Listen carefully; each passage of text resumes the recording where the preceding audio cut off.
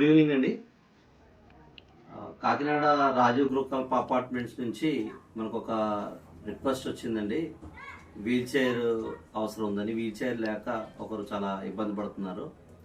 ఒక wheel chair కావాలని request వస్తే మనం సంకల్పం శంకర్ అనేకి కాల్ చేసి చెప్పాం. శంకర్ అనే ఒక డోనర్ని, సంకల్పం నుంచి ఒక డోనర్ని ఏర్పాటు చేసి మనకి ఇదిగో ఈ వీల్ చైర్ ఏర్పాటు చేశారు.